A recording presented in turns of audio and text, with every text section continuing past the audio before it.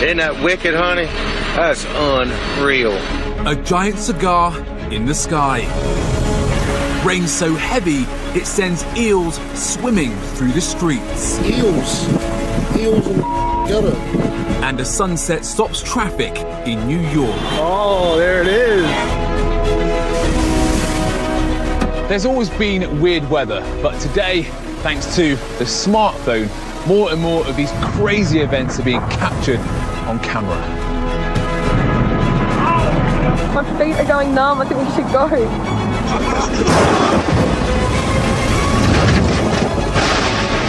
Today, I'm going to be showing you some of the craziest clips yet and demonstrating the simple science that lies at the heart of these astonishing natural phenomena.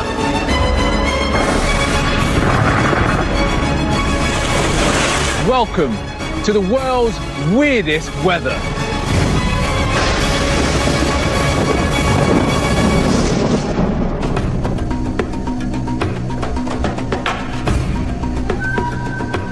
Here in the UK, when it rains heavily, we say it's raining cats and dogs outside, and other countries have their own versions, like it's raining chair legs, or it's raining cobbler's knives or pocket knives. But I've never heard anyone say it's raining spiders, but maybe they should. Take a look at this. Santo Antonio da Platina, southern Brazil, February 2013. Não, mas isso aqui é ignorância. The sky is full of spiders. Thousands of them swarming to form a cloud. Não, mas isso aqui é ignorância. Chover na aranha. Cara, dá até medo de andar aqui. It's an arachnophobe's nightmare. Cara, não vou aí não, velho. Sai daí, Robson. Cara, dá medo. The freaked out onlookers think it's raining spiders, but it's not. In fact, this cloud is a giant communal web, apparently strung between power lines, and it's natural behavior for this species. But don't get too comfortable, because elsewhere spiders can and do get tangled up in the weather, as people in Dallas, Texas discover. There were spider webs on the street lights. They were hanging off the trees. When they were blowing out, they were about 12 to 14 feet long. It was absolutely crazy. Everything was covered in spider webs. North Texas is tangled in sticky spider webs. They're stuck to lampposts, cars, and everything else they touch. On a scale from 1 to 10 of strangeness, I would say this was about a 21.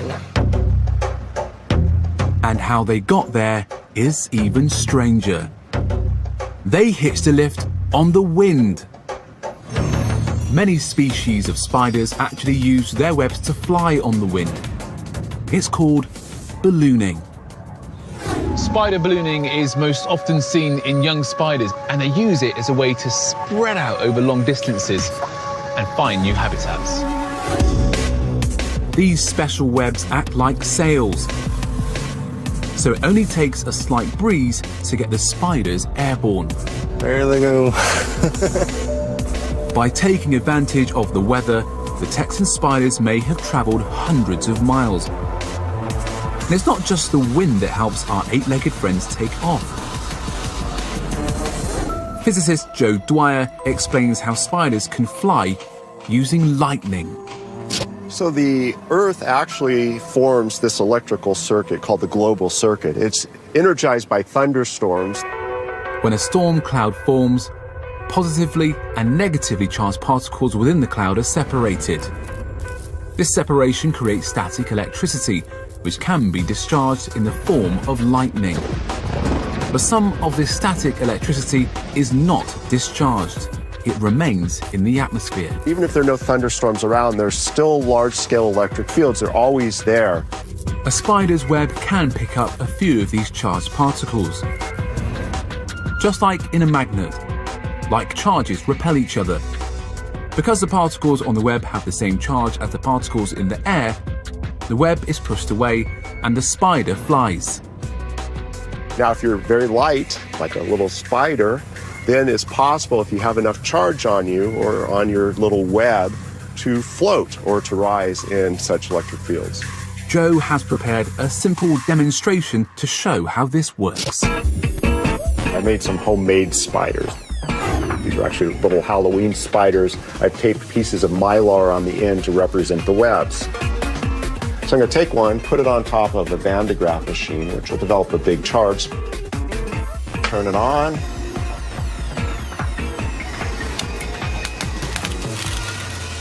And away it goes.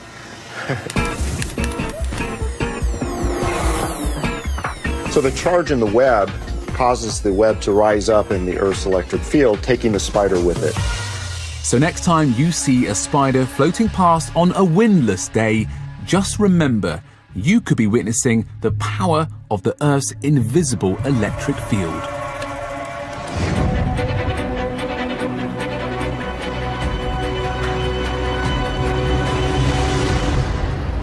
We've all heard of Movember, the month when thousands of men across the UK grow a moustache in order to raise money for charity.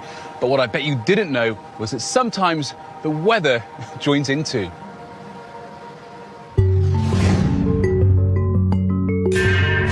Patagonia, Argentina. A strange cloud drifts across the sky. It looks like a 1970s disco tash. After about 30 seconds, it disappears. It's a fleeting glimpse of one of the world's rarest clouds. A moustache cloud. Cloud expert Gavin Pretapini describes what makes these curious clouds so unique. Moustache clouds can be quite thin and rope-like. The upside-down crescent appears to almost rotate because it forms within a vortex of air. It's this vortex that makes moustache clouds so rare, as the conditions must be absolutely perfect to create one. A rising column of air, a thermal, encounters wind shear, and this causes the column of air to curl over and develop a vortex. If you imagine a water spout or a tornado, that's a vertically orientated spinning column of air. Well, in this case, it's horizontally aligned. But whereas a tornado's vortex has a strong, powerful rotation, moustache clouds are much weaker, appearing and disappearing within a matter of seconds. They appear without fanfare. The moustache curls around, twirls and rotates, and then just evaporates into the blue. It's rare to get a photograph, even rarer to get a video of them. That makes this video from Patagonia truly exceptional. A rare moving image of one of the rarest clouds in the world. Weird weather isn't always as obvious as a funny-shaped cloud or a freak snowstorm. Sometimes we only know it's happened because of the effects that it has on the natural world around us. Just like in our next story.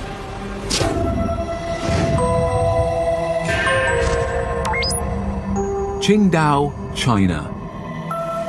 This once beautiful bay was selected to host the sailing events at the Beijing Olympics. But over the last decade, it's become more famous for its annual invasion by a sprawling green blob. Because it extends to 1 kilometer, you can't escape. The slimy green intruder is a kind of algae called sea lettuce. 准备到海边泡泡游泳的，结果这样的情况就不敢下嘛。我觉得很脏，就不敢下去。 So what's all this got to do with the weather? Well, in the springtime, heavy rainfall washes fertilizer from the surrounding farmland, and it all ends up in the sea, where the algae go mad for it, reproducing like crazy and filling the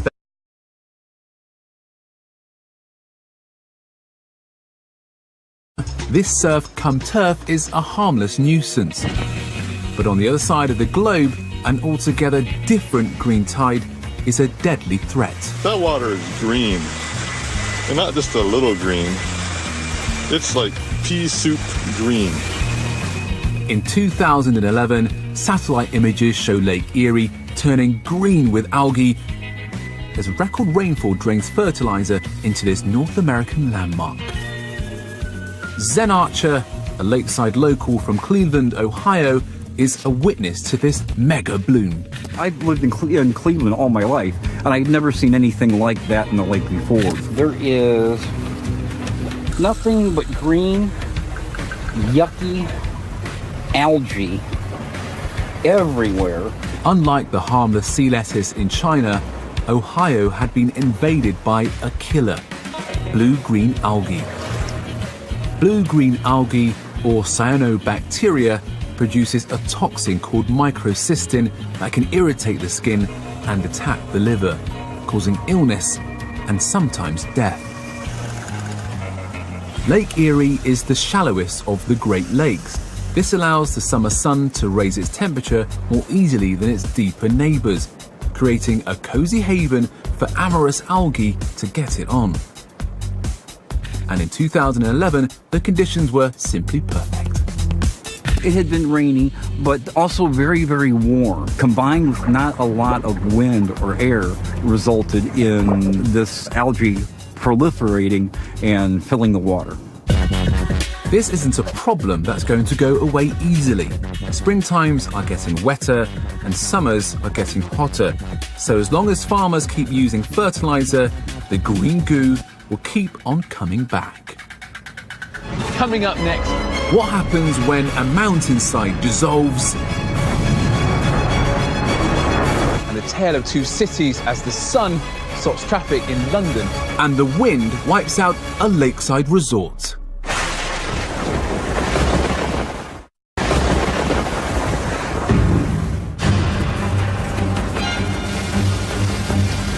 Water isn't the only fluid that marches to the call of gravity. Sometimes the forces that hold together a landscape like this one can become unstable, turning solid earth into a fluid mud in the blink of an eye. And the results can be terrifying. Bergen, Austria, August the 4th, 2012. A violent torrent of mud shatters the peace of an alpine summer. Bernhard Asmayer witnesses the terror. Suddenly, there was this huge sound. Everything was shaking, everybody was shouting outside, "It's a mudslide, it's a mudslide." The summer of 2012 sees weeks of baking hot weather that dries and hardens the ground in the mountains above.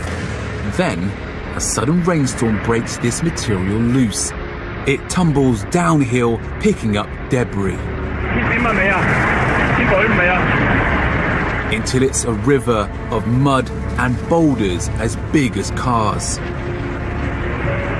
Perched on a rooftop, Bernhard captures the enormous mudslide tearing through the town.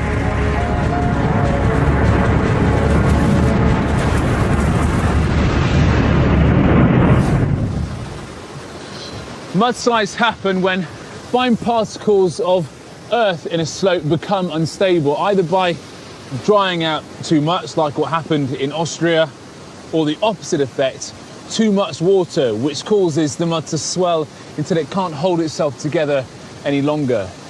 In both situations, the greatest danger is to the people that live below, because the flow of the mud can pick up huge rocks and boulders on the way down.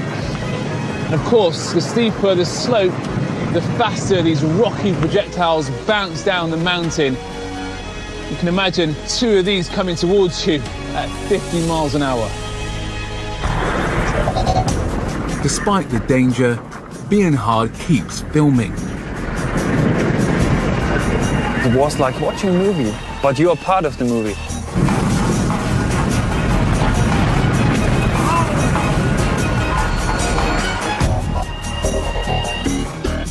The 3-hour torrent leaves buildings coated with a thick layer of mud.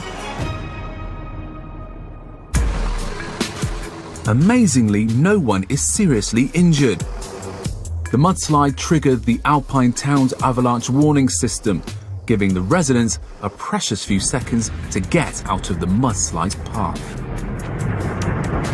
The nature is the most powerful thing in the world, and the humankind is just a small spot in it. It's not just the countryside that's threatened by weird weather. Big cities like London can suffer too. In September 2013, the combination of a sunny day and architectural design made one part of the city a little too hot to handle.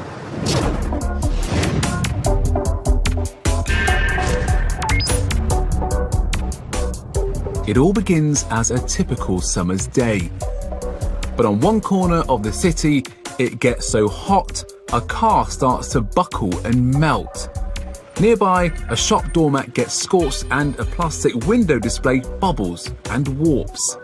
How can this happen in London, where the city's highest recorded temperature is 38 degrees? The answer lies with a newly built skyscraper known locally as the walkie-talkie, thanks to its distinctive curved shape. What was happening in London was similar to what I'm doing here. The magnifying glasses concentrating the sun's rays down to a single point on the paper. And that's what was happening to the building. It had a mirrored outside and a concave shape, focusing the sun's rays down to a single point on the pavement. Unfortunately, that was where the car was parked.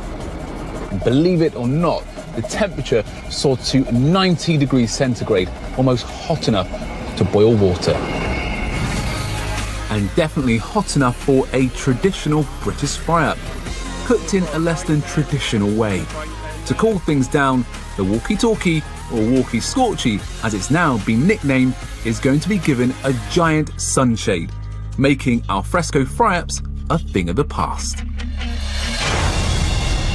The effects of the solar death ray in London were short-lived, but some weird weather can leave a lasting scar, like our next story. Epiquen, Argentina. In November 2011, curious sightseers photographed a ruined city recently emerged from beneath the waves of Lake Epiquen, like an eerie, Argentine Atlantis. Flashback to the 1960s and 70s and it's a very different picture. Epiquen is a buzzing lakeside resort. Then in 1985, disaster strikes. A sudden flood engulfs the town under more than 9 meters of water. The cause? A single road wave that smashes through the town's flood defences like a tsunami. We usually associate big waves with the sea and not lakes, but there is a simple explanation. Now, we would have all done this before in the bath. If you rock back and forth at just the right speed, you can create a wave that travels the length of the bath, and we all know what happens. Eventually, all the water goes over the side. Well, in Argentina, it wasn't a bather that created this big wave, but the wind. It came from just the right angle, at just the right speed, and created a wave called a seiche. Wind-driven seiche waves can happen anywhere the conditions are right, even in a swimming pool, getting bigger and stronger with every surge. The 1985 seiche wave that destroyed Epiquen got so strong it smashed through the dam that protected the town. With no defences, the wave surged through the town, destroying it completely. The authorities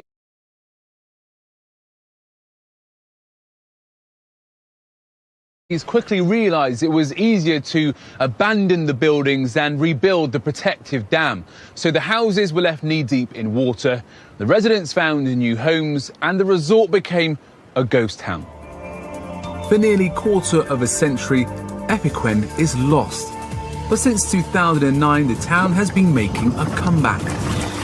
Inch by inch, the waters have receded to reveal a haunting reminder of the strange and sometimes savage power of the weather.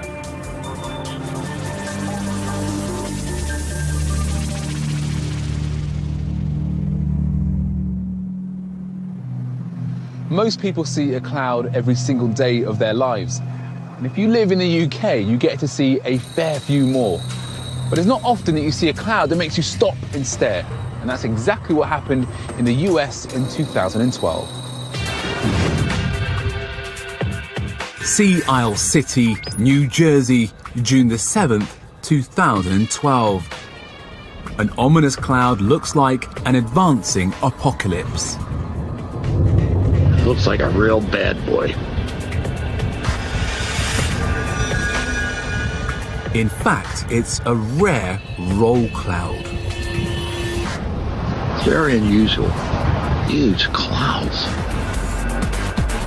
Whenever and wherever roll clouds appear, they certainly capture people's attention. Isn't that wicked, honey? That's unreal. Cloud expert Gavin Pretapini explains how these ominous clouds form.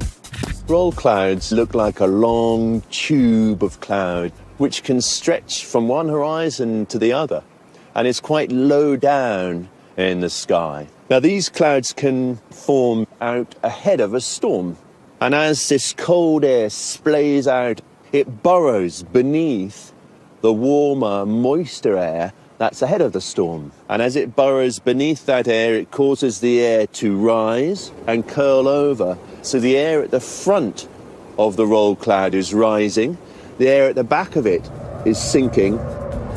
This rising, cooling and falling cycle condenses water vapour into droplets of liquid water, forming a visible cloud. At the same time, the advancing cold front bulldozes this cloud forwards, creating an invisible wave of air that rolls the droplets up into a distinctive cigar-like shape.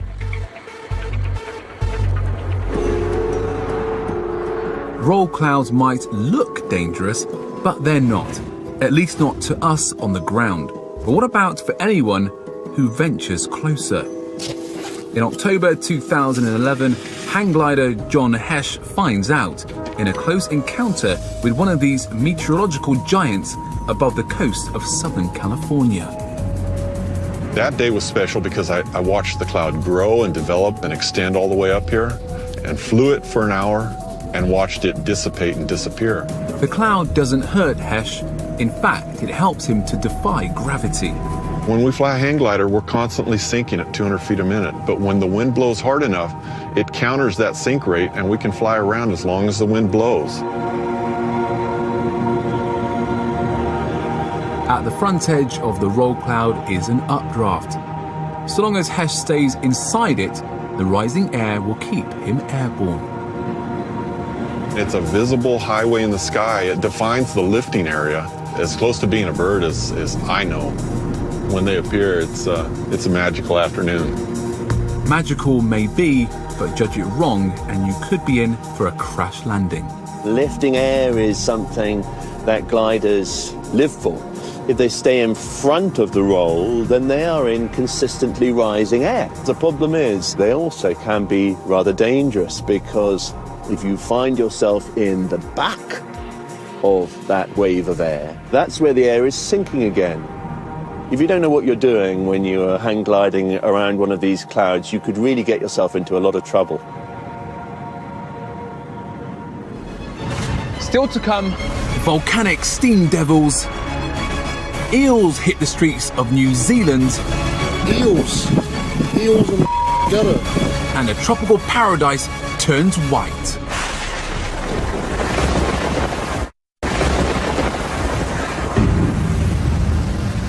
When it rains, the natural thing for you and I to do is to run indoors and take shelter. But I know one slippery creature that takes it as an opportunity to come out of hiding and do a bit of city sightseeing. Just take a look at our next story.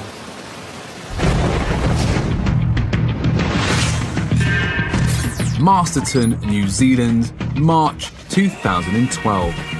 A quiet street becomes an outdoor aquarium. Have you ever had this in your town? Eels. Eels in the gutter. The street is swimming with slippery freshwater eels. Kiwi local Jermaine Kirihi captures the bizarre events on camera. When I got here, there was actually eels swimming in the gutter. I looked down to my left, there was a couple down there. There was, they were actually swimming on the footpath. Look at this. Eels on the road. When we got out and actually saw that there was eels swimming around, yeah, it was a bit of a shock. So first time I've ever seen that in the streets. How did a dozen eels slither into a suburban street? It's down to an exceptionally heavy rainstorm. I just remember the night before it was raining at least 24 hours non-stop. It normally takes days of rain to flood the streets this badly. So what was going on in New Zealand? The answer, 3 crucial ingredients. The first ingredient that you need is a thundercloud. The second thing that you need is for that thundercloud to be holding a vast amount of rain. And finally, you need that storm to unleash all the rainwater onto a small area in a short space of time. A weather event like this in New Zealand is called a weather bomb. When a weather bomb explodes, it can trigger a flash flood. So much water falls so quickly, it overwhelms the drainage system. The drains overflow and water surges into the streets. A really torrential flood can flush out anything and everything that floats, including living creatures. They actually came through this drain here. This drain runs to a creek at the back of the house that my grandmother lives in. Most of us would be freaked out, but to Jermaine's grandma, they're not scary, they're lunch. My nan actually was encouraging us to go out there, catch them, so she could eat them. But she's old school, so she was keen to have a nice feed of eel.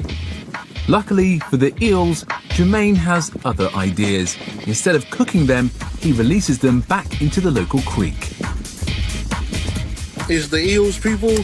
Told you we were releasing them, we didn't eat them. So next time it rains, don't forget your umbrella and your fishing rod.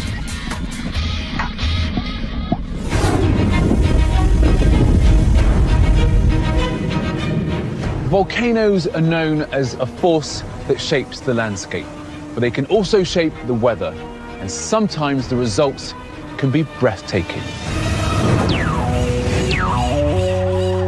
The Kilauea volcano, Hawaii. As tourists watch lava pour into the Pacific, a twisting vortex spirals up from the ocean.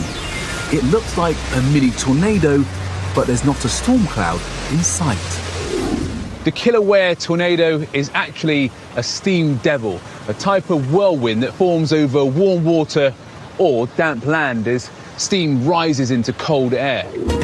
At the Denver Museum of Nature and Science, creator Jennifer Moss Logan shows how this works. What we have here is a box. It has slits in the side to allow air in. Right here is a hot plate, and on the hot plate are coins. Those coins represent the lava. What I have here is a little tin of water. This water represents the ocean water. Let's see what happens when we add the ocean water to the lava. When water meets hot lava, it turns to steam. This starts to mix with the cold air around it. More air is drawn in from the surrounding area, creating a circular air current that spins the escaping steam. That rising column of steam, that's the vortex. The air is rushing in and circulating around and causing that beautiful vortex. That is our steam devil.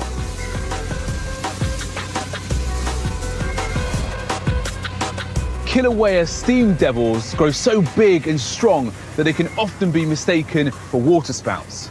But there is an easy way to tell them apart. Waterspouts form from clouds, so if you follow them up, you'll see the cloud that made them. Whereas steam devils are simply generated by warm, damp air rising. So if you see a twister out at sea and not a cloud in sight, the chances are it's a steam devil. And you don't have to travel to Hawaii to see one. Steam devils occasionally form over lakes and rivers, like these ones dancing across the surface of a river in the US. They form in the same way as the ones at Kilauea. The only difference is here it's the sun that heats the water and not hot lava. Steam devils may be weird, but they're also beautiful. Sometimes it's not the weather that's weird, it's where it takes place. Just like our next story. Malua Bay, Australia. October the 14th, 2013. It's a warm 30 degrees and residents are enjoying the beach. But the next day, they wake up to an unbelievable sight. The bay's beach looks like it's been blanketed in snow. My feet are going numb, I think we should go. A huge storm has struck overnight, sending temperatures plummeting. So what was going on? Well, the first clue is what fell on the beach. What looked like snow was actually a thick layer of hail.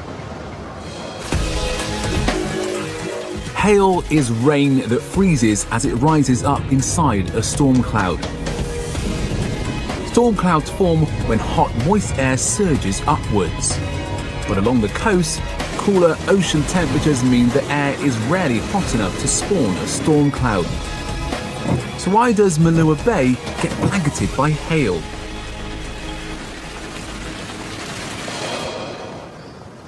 Thunderstorms in Australia at that time of year aren't uncommon, but what was very unusual is that the thunderstorm was so big, with so much hail, and so close to the sea. It seemed incredibly unlikely. Something else must have triggered the weird weather, and that something was raging further inland. In surrounding New South Wales, soaring temperatures spark over 70 wildfires. Wildfires heat the air around them, causing the air to rise very rapidly. And in Australia, all that air rising from the wildfires powered up the thunderclouds, making them much, much stronger. And the convective currents helped them to produce a lot more hail. And once the clouds cleared the fires, they dumped this massive hail right on the beach, turning this surfer's paradise into a winter wonderland. Coming up next on the world's weirdest weather. The sun stops traffic in New York. Oh, there it is.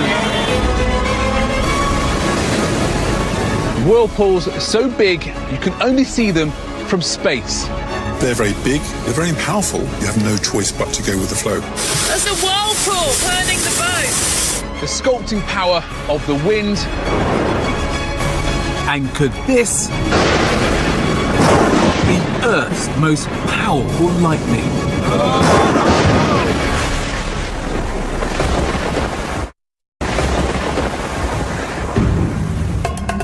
Weird weather can disrupt our lives. A mudslide can wipe away a whole community, and flash floods can bring a city to its knees.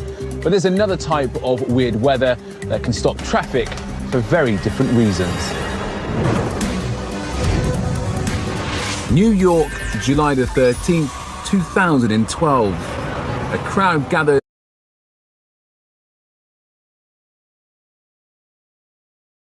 Natural wonder. Oh, there it is. Astrophysicist Jackie Fahety explains what happens. This place would be mobbed with photographers, pedestrians, people that just sort of randomly stumbled upon it, all looking in the direction of New Jersey, to the west. On 2 days each year, the sun lines up exactly with Manhattan's dead straight east-west cross streets. The result is a sunset that New Yorkers call Manhattan Henge. So from this spot, you just look straight west, past Times Square. The sun sets right between these buildings, framed perfectly. You get a gorgeous view of the sun right there, kissing the grid as it sets. Manhattan Henge is named after our own Stonehenge. And you don't have to be a druid to know the stones line up with the rising sun on the longest day of the year. But while Stonehenge's solar alignment is an ancient mystery, Manhattan's is just a cosmic coincidence. At nearby Rutgers University, Physicist David Maiulo explains why. Here's our model of the setting and rising sun. And this is our homemade model of Manhattan. We all know that the sun appears to rise in the east and set in the west, but it's actually more complex than that. Towards the summertime, the sun appears to move towards the north, and towards the wintertime, the sun appears to move towards the south. It changes its position along the horizon. As the sun moves north through the winter and spring, it lines up perfectly with Manhattan's cross streets around the end of May. Then after the longest day of the year in June, the sunset starts to move south, setting in line with the grid around mid-July. Twice a year, the setting and rising sun goes right down those east-west streets, and that leads to a beautiful effect we call Manhattan Henge. So if you find yourself in the Big Apple at the end of May or mid-July, you could be lucky enough to see a sunset you'll never forget. Some weird weather events are so big that you need to stand a long way back to admire them. And in the case of our next story, a long, long, long way back.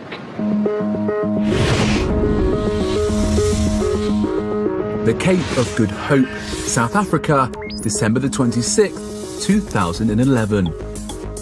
A satellite spots what looks at first like a hurricane at sea. In fact, it's a massive 90-mile wide whirlpool. For oceanographer Simon Boxall, photos like this have huge scientific importance. When we first started observing the oceans from space, one of the very first features we looked at were these rings. We knew they existed, but seeing them from space was absolutely amazing. The massive whirlpool has spun off the Agulhas Current, which runs down the east coast of Africa and turns near the Cape of Good Hope.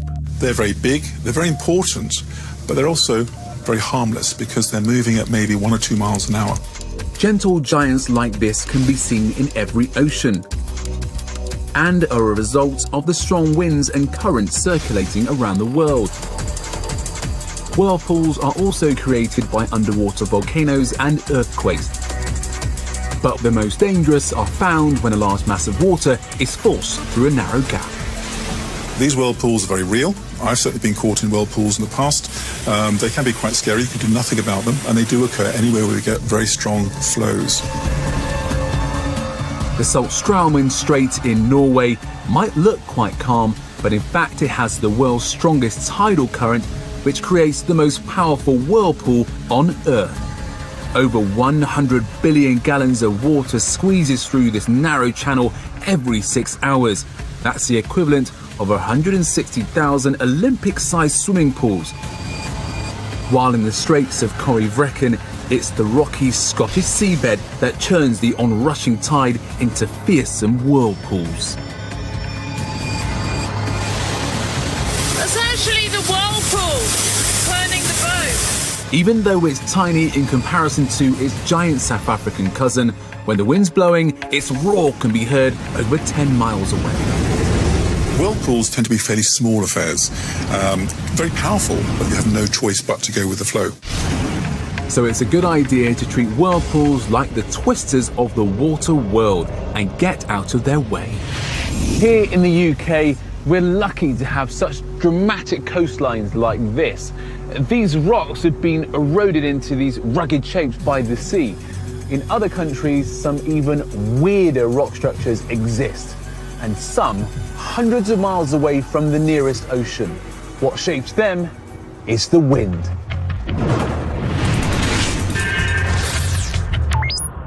The White Desert, Egypt. Weird, giant mushrooms appear to sprout from the ground. In Turkey, strange castles rise from the rock. And an ocean of stripy waves flow across Arizona's desert. They look for all the world like contemporary art, but the only sculptor here is the weather.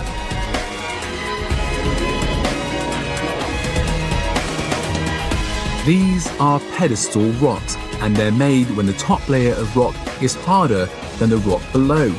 Over time, wind and sand wears away the weaker rock, leaving the harder rock impossibly balanced on top. The most famous pedestal rocks are the crazy castles of Cappadocia in Turkey. Over thousands of years, locals have carved these weird-looking formations into homes, forming a village of hobbit-like caves. The pinnacles here are known as fairy chimneys or hoodoos, and they were formed by ancient volcanoes spewing tough basalt rock over softer rock, which sand and wind cut away to leave the hoodoos behind. And some of them are huge, the size of 14-story buildings with multiple homes carved out of them, like a tower block.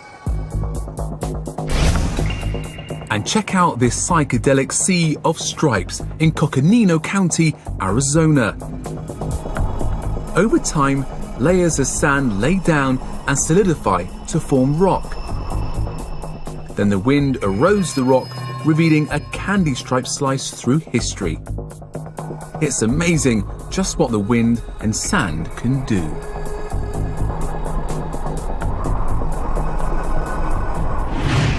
Last up on World's Weirdest Weather, we're going out with a bang. What you're about to witness could be Earth's most powerful lightning. Woodward, Oklahoma, May 27, 2001. Two storm chasers are driving along a barren highway when they spot this.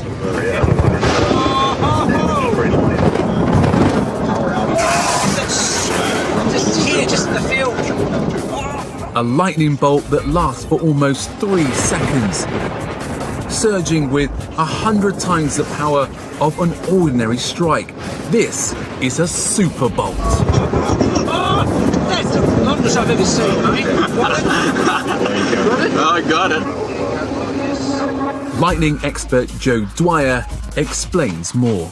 We've known about these super bolts for decades. We're still not certain exactly what they are, whether it's an observational peculiarity or it's actually something to do with how lightning works. Super bolts appear to be on the rare end of the spectrum. It's not quite clear how rare they are, but they seem to be just on the right at the tail of what lightning can do. Super bolts may make up less than 1% of all lightning strikes. However, this extreme form of lightning can strike anytime, anywhere, and they've been witnessed in every corner of the world. We can see distribution of little lightning and big lightning from most thunderstorms. I would say that any thunderstorm could potentially make a very big super bolt. Some experts believe that super bolts may be related to a rare weather event called positive lightning. Lightning comes in sort of two flavors, positive and negative. When you look at the real big stuff, that all tends to be positive, and so the inference is the super bolts also would be positive lightning. Negative lightning is the more common form and tends to come from the bottom of the storm cloud. Positive lightning is rarer and usually comes from the top or anvil of the cloud, and it's more powerful than negative lightning. While it's possible that super bolts can be either positive or negatively charged, it is certain that they are the rarest and most powerful of all. Personally, I find super bolts kind of scary. If a super bolt hit a house, I would not want to be in it. Pretty light.